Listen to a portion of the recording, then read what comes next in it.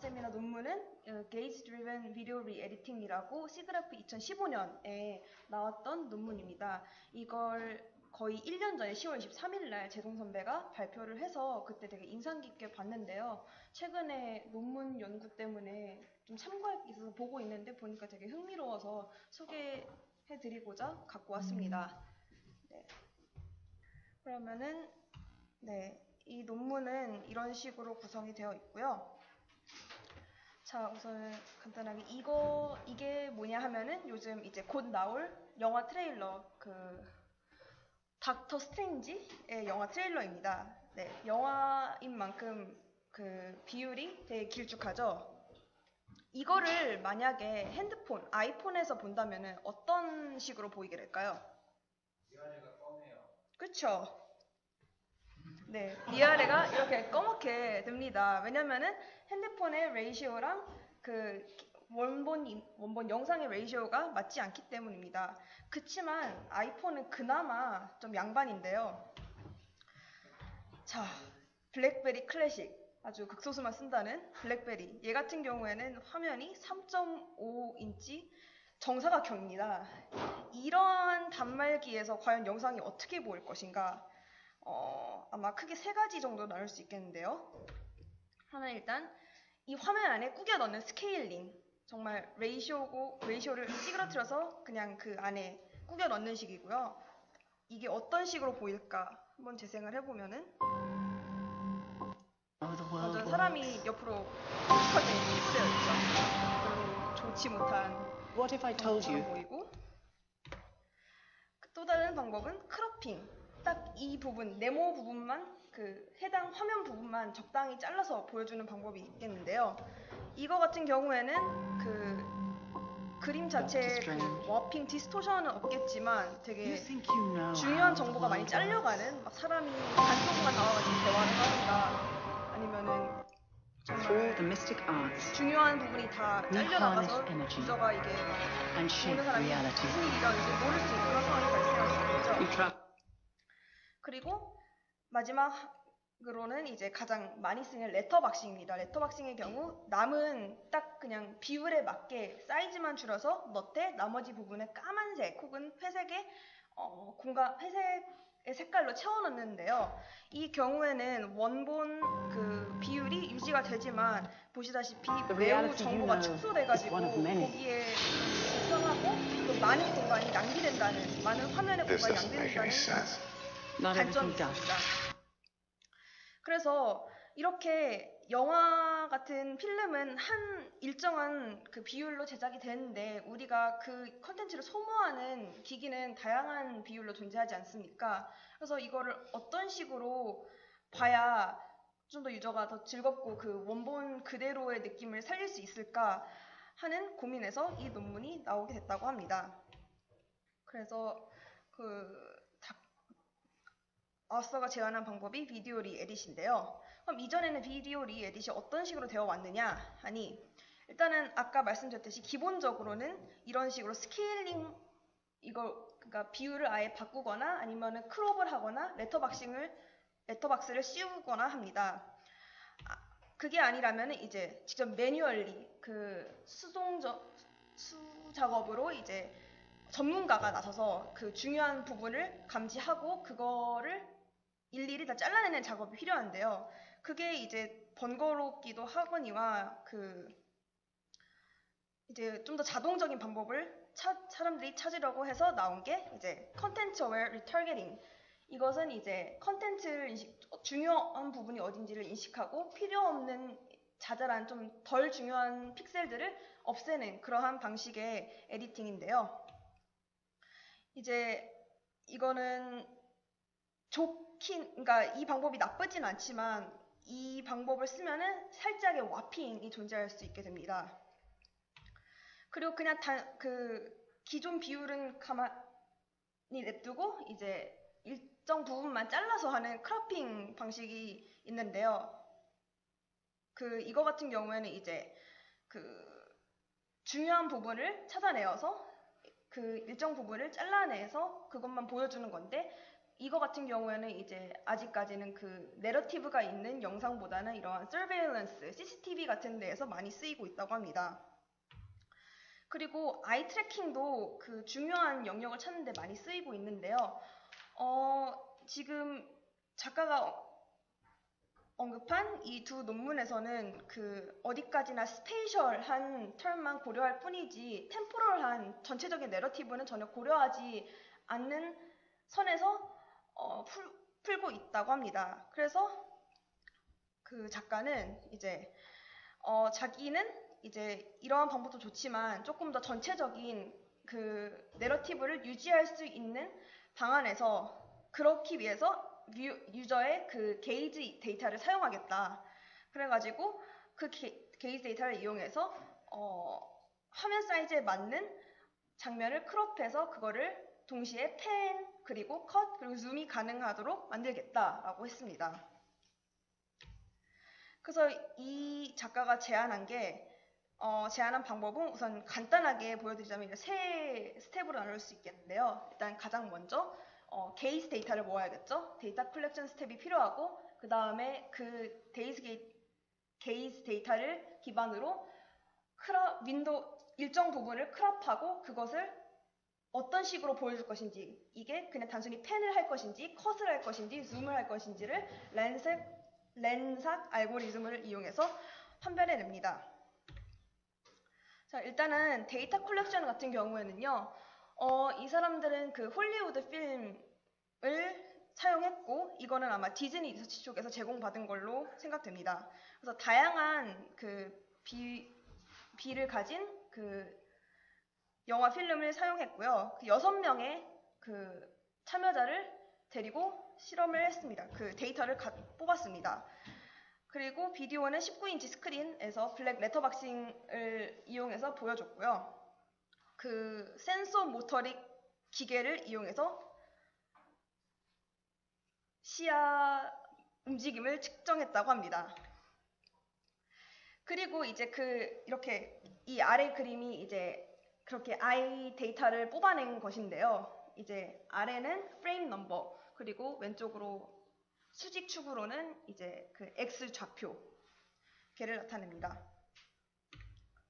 이제 이 뽑아낸 거 가지고 단순히 뽑아낸 거를 가지고 냅두는 게 아니라 이걸 어떻게 카메라가 어느 부분을 봐서 어떻게 움직여야 하는지를 알아야겠죠. 그래서 이때 이제 란삭 알고리즘을 쓰게 되는데요. 이걸 어떻게 하느냐. 일단은 우리가 그냥 인간은 좀 어떻게 머리가 잘 발달되어 있어서 이거 딱 보면은 어떤 큰 흐름이 보이지 않습니까? 하지만 컴퓨터는 이걸 인식을 못해요. 그래서 써야 되는 게 여기서 쓰는 게 piecewise non-uniform cubic Bezier spline을 씁니다. 베지어 스플라인을 이용해서 이게 이러한 곡선으로 가고 있다라는 거를 피팅을 해줘야 되는데요. 여기서 컨트롤 포인트의 경우 n 플러스 1개 그리고 노트의 경우 n 플러스 5개를 이용해서 만약에 m 값이 7이다 하면은 컨트롤 포인트는 P0부터 P7까지 8개 그리고 노트는 T0부터 T11까지 12개가 나옵니다. 그리고 이제 이 그래프의 경우에는 이제 컨트롤 포인트 같은 경우에는 알파, 베타 그리고 노트의 경우에는 저런 식으로 노테이션을 해놨고요. 그리고 예를 들어서 커브 Q3 요 맨 왼쪽 부분의 커브 같은 그 플랫 호리존털 직선 같은 경우에는 컨트롤 포인트는 알파가 되겠습니다. 그래서 이런 식으로 나타낸다고 하였고요. 그리고 이제 그 커브 세그먼트 QI는 위와 같은 식으로 표기된다고 합니다.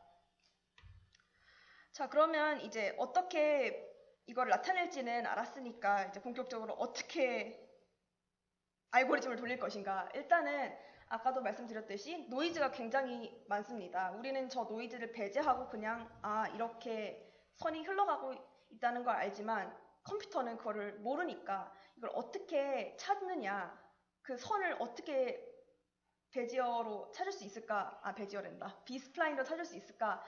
그거를 해결할 방법이 란삭 알고리즘을 돌리는 것입니다. 그래서 그 란삭 알고리즘을 이용해서 테스트셋 타우 개의 테스트셋을 돌렸고 그 안에서 4개의 랜덤한 그 게이지 포인트를 찾아서 돌립니다. 그래서 이 목표는 어떠한 특정한 커브를 찾고 그게 알파, 베타, 람다, 뮤로 그 파라미터를 갖고 있으며 그 에러 값이 최소한이 될 수 있는 커브를 찾는 것입니다. 그래서 여기 이 식 같은 경우에 xi는 그 크로핑 윈도우의 중앙, 센터 i 번째 프레임의 크로핑 윈도우의 중점이고 그 옆에 있는 xij 어떻게 말해야 할지 모르겠지만 쟤는 이제 그 i 번째 프레임의 j 번째 게이지 포인트라고 합니다. 그래서 그 크로핑 윈도우 중점이랑 그 액슈얼 그 실제 사람이 바라본 점이랑 그의 차이가 최소화가 되도록 그러한 커브를 찾는 건데요. 이제 그 노트 같은 경우에는 이게 그 non-decreasing이라고 해서 이러한 constraint가 주어지는데 K1의 같은 경우에 파라미터로서 이게 이제 그 노트 간의 최소한의 디스턴스라고 합니다. 근데 제가 여기서 살짝 이해가 안 가는 게 이게 미니멈 디스턴스라면은 람다 마이너스 뮤가 K1보다 커야 되지 않는가라고 생각이 되는데 왜 작거나 같다라고 표시되어 있는지 잘 이해가 안 되더라고요. 그래서 노트가 뭐예요? 네? 노트가 찾아보니까 그 브레이킹 포인트라고 설명을 해주는데 제 생각에는 라인에 그 컨트롤 포인트들 얘기하는데 네, 근데 컨트롤 포인트 개수랑 너트 개수가 다르더라고요. 컨트롤 포인트보다 너트 개수가 더 많을 수도, 멀티플라잉 할 수도 있고. 컨트롤 네. 포인트 여러 개가 네, 그렇다고 하더라고요. 왜인지 모르겠어요. 개념적으로 그냥 진짜 쉽게 생각하면 그냥 컨트롤 포인트라고 생각하면 되고 거기에 네. 난 유니폼 할 수 있으니까 스페이스니 네. 그러니까 그냥 한 개로 보이는 거고. 그래서 이 람다랑 뮤가 이 그래프 상에서 요거거든요. 저 람다랑 뮤. 그래서 아까 람다 마이너스 뮤였으니까 30 마이너스 70 하면은 마이너스 40이 되고 후에 말씀드리겠지만 그 K1은 100으로 잡았다고 했거든요. 그러면은 이런 식을 주면은 얘네 간격이 뭐가 됐든 뮤가 더 커버리게 되니까 무조건 그 부등식을 성립하게 되는 건데 왜 저런 식으로 썼는지 잘 이해가 안 가서요. 그래서 혹시 람다 마이너스 뮤는 항상 마이너스인데 네, 람다가 뮤보다 더 작거든요. 그래서 그리고 네. 그 말은 저게 만약에 사실이면 람다가 클 여지가 있는 건 그렇죠. 위에 가로에도 저렇게 되니까 그것도 아닌데. 네, 그래서 이거 잘못 표시한 건지 제가 이해를 잘못한 건지 지금 한참 고민하다가 결론을 못 냈는데 네, 그래서 이게 좀 의문이었고요. 그 다음에 이제 근데 저게 만약에 그냥 네. 뮤 마이너스 람다는 혹시 뮤 마이너스 람다라도 K1보다 작거나 같으면 K1은 맥시멈 리밋이지 미니멈 리밋은 아니지 않을까요? 디스턴스. 그러니까 미니멈 디스턴스라고 했는데 그러면은 뮤 마이너스 람다 K1보다 크거나 같다라고 표시해야 되는 거 아닌가요? 최소 값이 K1이 그보다 커야 되니까. 아니 저걸로 저 가로를 유추하는 거 아니에요? 아니, 논문에서 이러한 관계이기 때문에 이러한 컨스트레인트가 생긴다라고 얘기했던 것 같아요.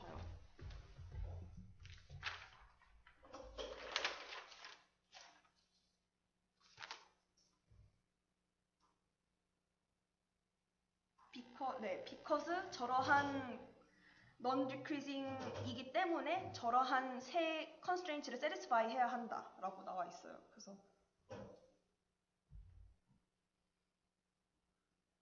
뮤가 b보다 작은 건 당연하고 b가 끝이니까 제일 끝이니까.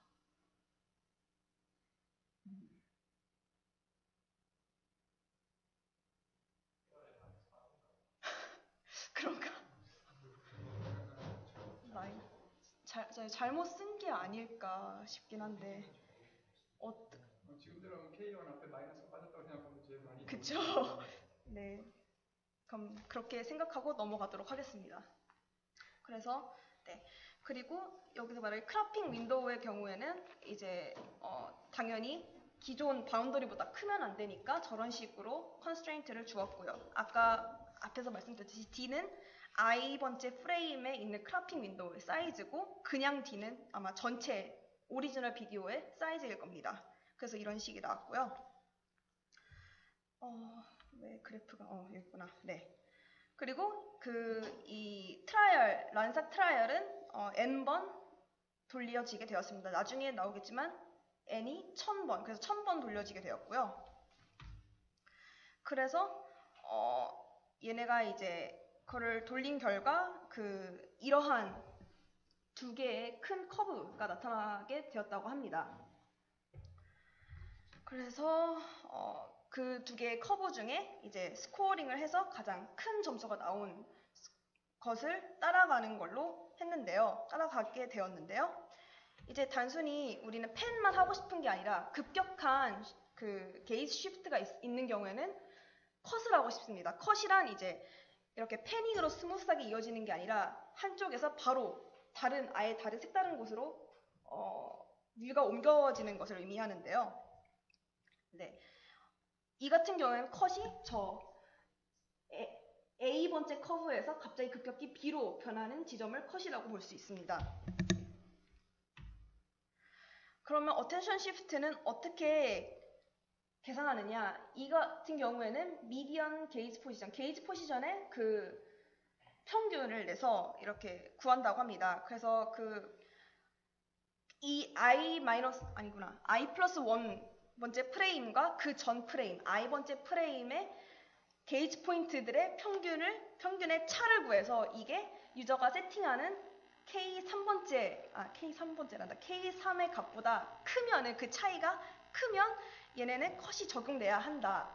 그리고 미디안뿐만 아니라 그 커브 자체의 포인트들의 간격도 일정한 K4보다 커야 한다. 안 그럼 너무 가까울 경우에는 그냥 평범한 점프 컷이 일어날 수 있거든요. 점프 컷이란 이제 아주 살짝 컷 이전과 후가 크게 다르지 않는 경우를 의미하는데 그거를 방지하기 위해서 저러한 컨스트레인트를 걸어 주었습니다. 그리고 그 후보 컷 K는 이제 얼만큼 게이지 포인트들이 밀집되어 있냐에 따라서 랭크가 매겨지게 되고요. 그래서 이게 이제 결과적으로 이 파이널 커브는 이제 이 컷보다 이전에 있으면은 A번째 커브를 쓰게 되고 그 이후에 있는 값들이면 B 커브로 가게끔 되어 있습니다. 네, 그게 저 식이고요. 그리고 이제 또 줌이 일어날 수 있는 줌이란 원본 영상보다 조금 더 가까이서 크게 보는 것을 의미하는데요. 줌 같은 경우에는 이제 얼마나 그러니까 가깝게 분포되어 있는가, 스프레드를 게이지 데이터의 분포 확산을 이용해서 계산을 하게 됩니다. 그래서 스탠다드 디비에이션을 이용해서 계산을 하게 되는데요. 여기 같은 경우에 오메가는 이제 게이지 포인트들의 정규 분포고 로의 경우에는 i번째 정규 분포 나누기 모든 프레임의 정규 분포 중에 최고값을 나눈 것을 나타내므로 한마디로 레이시오라고 볼 수 있겠죠. 그리고 이것 역시 또한 란삭을 알고리즘을 이용해서 피팅이 된다고 하는데요. 사실 여기서도 살짝 이해가 안 가는 게 저 QI가 정확히 뭔지를 설명을 안 해서 P가 아니구나. row I는 레이시오인데 QI도 그러면 레이시오여야 되는가? 어떻게 레이시오에서 뭘 빼서 그게 K5 값 0.2보다 작아야 한다는 게 뭘 의미하는지 확실히 와닿지가 않았거든요. 그래서 Q를 나타내기를 non-uniform piecewise B-spline denoted by Q라고 되어 있는데 그럼 B-spline의 X 좌표 값인지 아니면 그 크로핑 윈도우의 스탠다드 데비에이션인 건지 그거 나누기 맥스 값인 것인지 그걸 자세하게 얘기를 안 해줘가지고 정확히 저게 뭘 의미하는지 살짝 모르겠는데 혹시 짐작 되시는 분 있나요?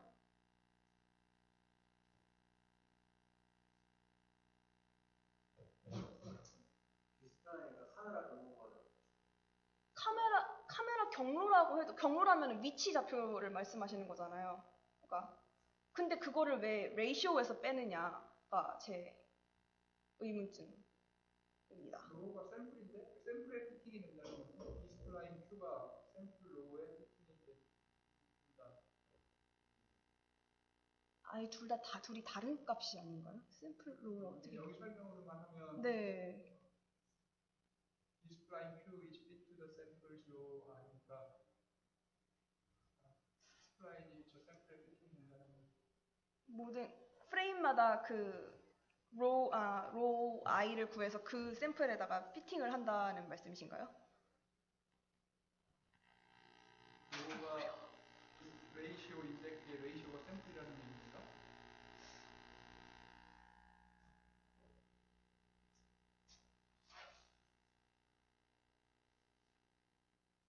근데 저건 뭐야? 로우 i 콜론 로우 i 마이너스 qi의 저 로테이션은 뭐야? 아, 저거 같은 경우에는 저것도 이제 그 컨센서스 세트를 나타내는 건데요. 그 인라이너? 컨센서스 세트를 찾아보니까 인라이너라고 하는데 저 조건에 해당하는 값들이 커브에 포함된다라는 것 같아요. 근데 저 조건 뭘 계산하는 거지? 로우 i 대 로우 i 마이너스 qi는 0.5보다 작다? 로우가 저거 레이소라고 나와 있어요? 네, the ratio row I is computed as 하고 저 첫 번째 식이 나와 있어요. 그래서 여기서는 ratio라고 나와 있는데 갑자기 B스플라인 Q라고 하니까 ratio에서 B스플라인을 빼는 게 무엇을 의미하는가?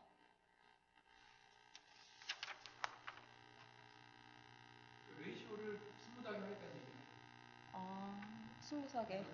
레이시오를 계산했고 레이시오들이 샘플이 돼서 거기다가 스플라인 피팅을 한다는 거니까 레이시오를 부드럽게 변화하게 만드니까. 아, 갑자기 팍 커지면 안 되니까 그냥. 아, 네, 네, 그렇다고 합니다. 감사합니다. 그래서 그렇게 이제 리니얼리 트랜스폼한 게 아래와 같은 식이 되고요. 그래서 이렇게 란삭을 열심히 돌려서 나온 결과는 생각보다 괜찮았습니다. 어떻게 리덜트는 이러한 무엇으로 돌렸나 했더니 18개의 비디오 클립으로 돌렸고요. 이 18개의 비디오에서는 이제 움직이고 가만히 있는 백그라운드, 포그라운드 오브젝트, 백그라운드 오브젝트, 카메라, 무브먼트가 다 있는 것을 고려해서 뽑았다고 합니다. 그래서 이것들을 세부적으로 구별해낸 결과가 이 테이블일 것 같고요. 이 테이블에 각각 하나만 있는 게 아니라 중복적으로 뭐 슬라이트 모션이 있고 무빙이 있을 수도 있고 뭐 하여튼 중복적으로 들어갈 수 있다고 합니다. 한 클립이.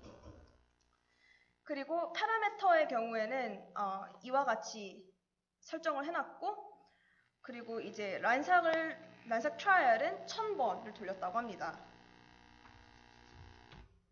그 결과 이미지보다는 영상을 보여드리도록 하겠습니다.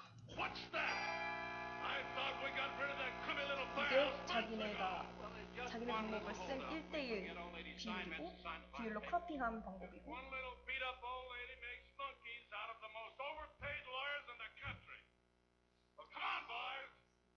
왜 오리지널을 먼저 안 보여주는지 모르겠지만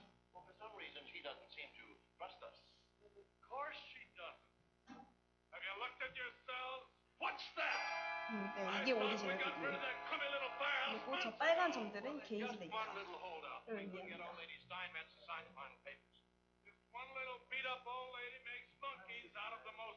네. 아, 저게 빨간색이 처음에 모집했던 게이지 데이터고요. 파란색이 컷을 한 다음에 얻은 게이지 데이터 얼마나 일치하는가를 보기 위해서 저렇게 두 가지 색으로 표시했다고 합니다.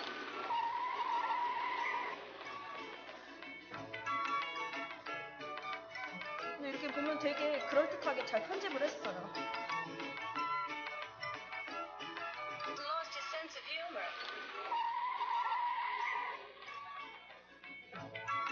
편집 전이 확실히 게이지가 왔다 갔다 하긴 하지만 그래도 많은 부분이 일치하는 거를 볼 수 있고요. Barnsdorf, will you stop worrying about your digging equipment? You're paying me $80,000 a day. Will you stop bothering? 네, 결과는 이 정도로만 보도록 하겠고, 그래서 이제 자기네들이 제대로 좀 정말 유저 익스피리언스를 더 임프루브 했을까 해가지고 이밸류에이션을 시행을 했는데요. 일단은 어떻게 했느냐, 아까 말씀드렸듯이 이전의 오리지널 비디오와 지금의 비디오 크롭 에딧된 비디오의 아이 트래킹 데이터를 비교하는 방법도 있었고, 또 하나는 이제 사람들한테 감상을 시킨 후에 퀘스천을 강제적으로 둘 중에 하나를 고르게 하는 설문조사도 실행을 하였습니다. 그래서 유저 퀘스천웨어 같은 경우에는 15명의 파티시펜트에게 두 가지 초이스 중 하나를 고르는 설문지를 주었는데요. 이 설문을 하기 전에 영상을 보여주고 오리지널 영상과 크롭된 영상을 보여주고 그 영상의 순서는 랜덤, 바이어스를 줄이기 위해서 랜덤이었으며 5개의 클립이었고 총 17분에서 20분이 소요되었다고 합니다. 그래서 그 결과 아래 테이블과 같이 나타나 있는데요. GDR이 Gaze Driven Re-edit 이 메서드를 이용한 거고, W2011은 제가 앞서 말씀드린 컨텐트 베이스드 리타겟팅 그 방법을 이용한 에디팅이었고, 레터박싱은 말 그대로 레터박싱입니다. 그래서 실험하고 설문조사를 한 결과 사람들이 컨텐트 베이스 리타겟팅에 비해서는 게이지 드리븐 리에디팅을 훨씬 더 선호했지만 레터박싱과 비교했을 경우 레터박싱을 더 선호하는 경향을 보였습니다. 이게 컨텐츠 방향하고 웨이터 방향하고 진짜 다른 이유가 뭐죠?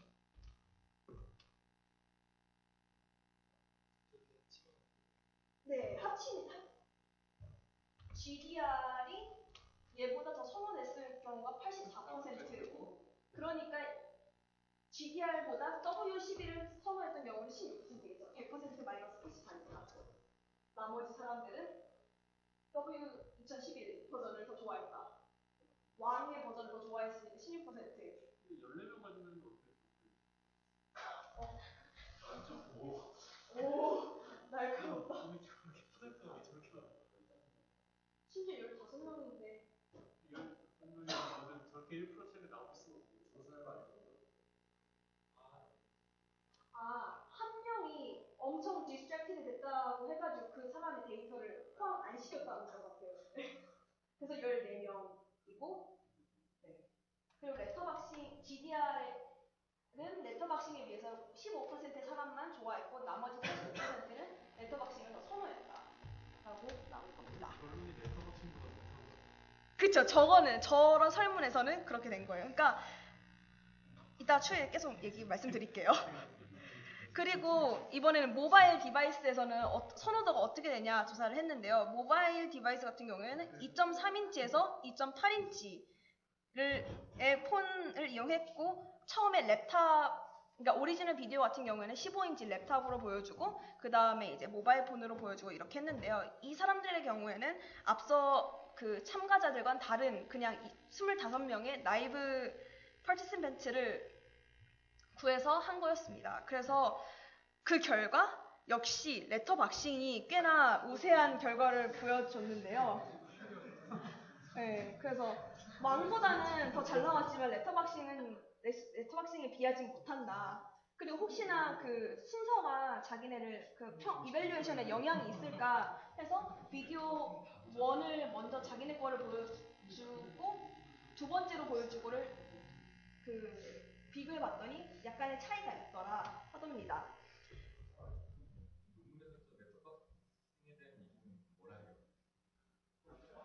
얘기할게요. 네. 그래서 이제 디스커션에서 리설트가 말하기를 GDR은 그 Optimized Crop and Warp보다는 더 선호가 되지만 레터박싱에 비해서는 아니다. 이게 왜일까? 그 사람들이 고민을 해봤는데요. 그 전에 그래서 뷰어는 이제 비디오의 오리지널 레이쇼가 유지되는 것을 선호하고 이걸 보아서 그 기존의 필름 메이킹이 특정한 길쭉한 레이쇼로 제작되는 이유의 반증이 아니라 증거가 될 수, 그런 이유가 될 수 있지 않을까. 그런 사람들이 선호하기 때문에 이런 식으로 필름이 제작이 되는 거다라고 역설적으로 보일 수 있지 않을까. 하여튼 네.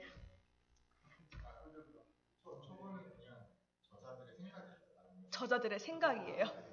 아니 물론 논문이 그런 그 논문이 있어요.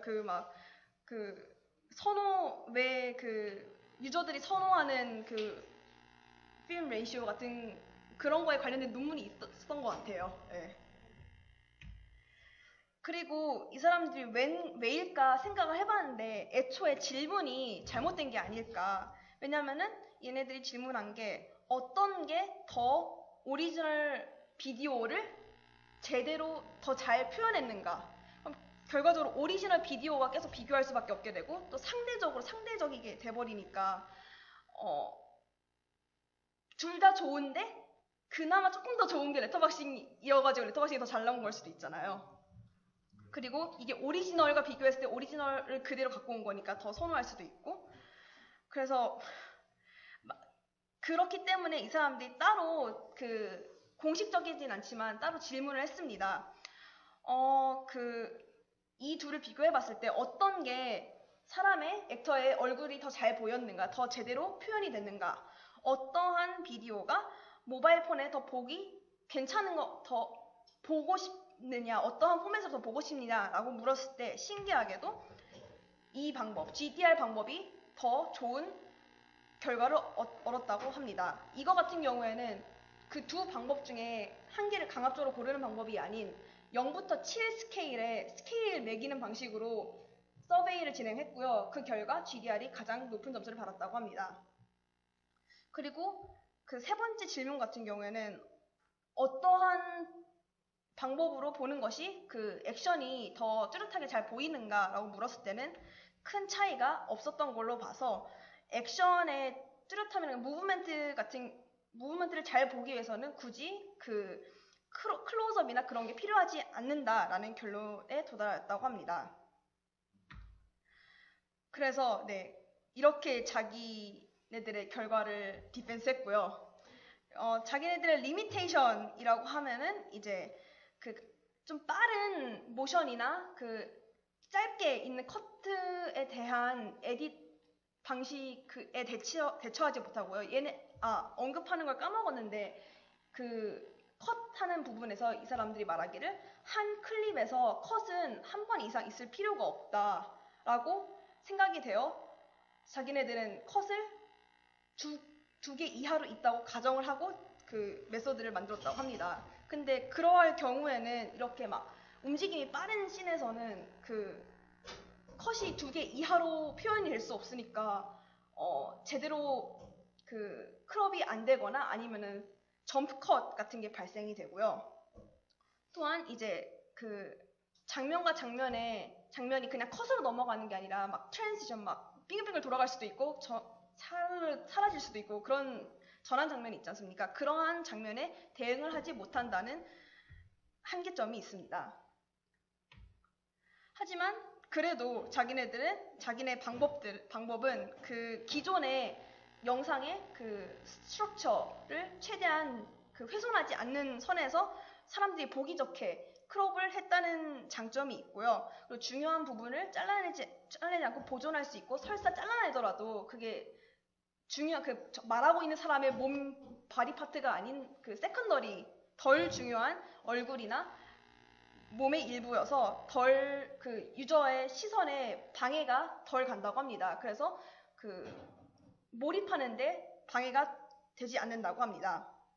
그래서 어떻게 자신들의 워크를 더 발전시키느냐, 자기네들은 이제 일단은 조금 더 연속적인 에디팅 룰을 적용해야 될 것 같다. 예를 들어서 어떤 컷 이전에 있었던 액션과 컷 다음에 있었던 액션을 분석해가지고 이걸 조금 더 스무스하게 에디트를 할 수 있게 만들거나, 아니면은 그 사운드 효과, 사람이 말을 하는 것뿐만 아니라 예를 들어서 폭발이 팡 하고 일어나면은 그 사운드 효과를 분석해가지고 거기가 더 중요하다고 구별해낼 수 있거나, 그러한 식의 에디팅을 조금 더 연구해 볼 수 있다고 하고요. 또한 이제 그 테크니컬한 거 외에도 조금 더 시네마틱한 접근 방법을 통해서 어떻게 하면 유저가 더 보기 편안한, 조금 더 보기 좋은 리에딧 영상을 만들 수 있는지에 대해서 연구를 하겠다고 합니다.